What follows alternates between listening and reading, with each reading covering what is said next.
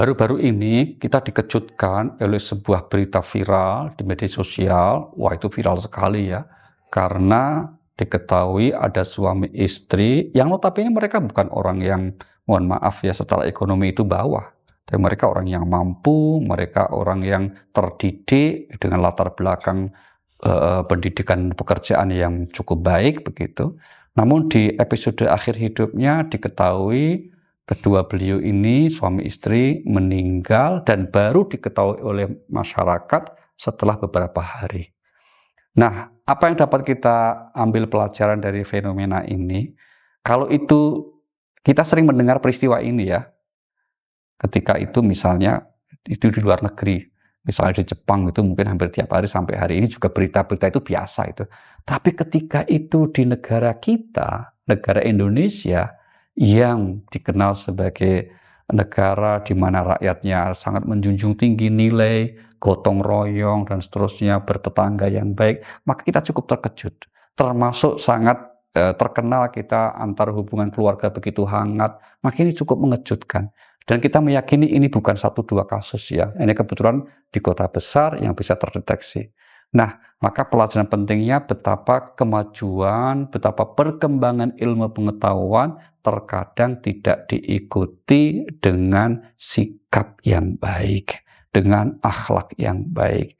Disinilah pentingnya kita semuanya punya kepedulian dalam menyikapi aneka macam kemajuan yang terkadang itu menimbulkan kehidupan kita menjadi lebih terisolasi, lebih individualis, lebih egois.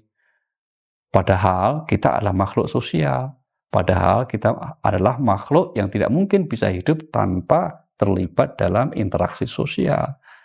Maka atas peristiwa itu pelajaran penting yang harus kita petik adalah bahwa tentu penting untuk mengingatkan juga kita sebagai orang tua kepada anak-anak kita untuk tidak sekedar menganggap orang tua itu sebagai pihak yang telah memberi fasilitas kita setelah kita mandiri terus selesai. Tidak. Terlebih dalam Islam. Dalam Islam diajarkan spirit untuk berbakti kepada kedua orang tua, bahkan seandainya sudah wafat sekalipun, itu tetap ada kewajibannya berbakti. Apalagi masih hidup begitu ya. Sehingga kemudian Rasulullah Sallallahu Alaihi Wasallam sampai mengatakan, ridallah fi ridal walidain. Ridhonya Allah tergantung ridho kedua orang tua kita. Maka siapapun hidupnya ingin diridhoi, pintu tercepatnya apa? Berharaplah, berbuat baiklah kepada kedua orang tua untuk dapat ridhonya. Karena dengan ridho orang tua, insya Allah Allah akan ridho dengan kita. Nah, sekali lagi peristiwa yang sangat menghebohkan itu ya, menjadi tamparan buat kita semuanya. Pentingnya kita untuk menguatkan hubungan harmonis antar bertetangga, sekaligus kalau kita sebagai anak menyadarkan betapa kita sebagai anak tetap melekat kewajiban kita untuk berbakti kepada kedua orang tua. Untuk konteks sekarang saya kira tidak ada alasan, mohon maaf, sekedar jarak atau kesibukan ya, karena begitu banyak sarana yang dapat kita gunakan untuk menunjukkan perhatian kita kepada kedua orang tua kita.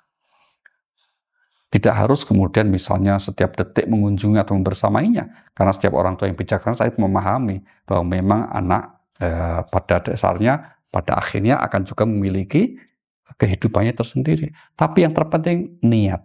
Nah disitulah kalau dalam agama Allah berfirman begini, Rabbukum a'lamu bima fi nufusikum. Tuhanmu tahu apa yang dalam hatimu, wahai para anak. Sekiranya kamu menjadi anak yang ingin tulus berbakti kepada orang tua, pasti Allah akan beri jalan untuk bagaimana cara berbakti yang terbaik untuk kedua orang tua kita. Sebagai anak, semoga Allah catat kita sebagai anak yang berbakti.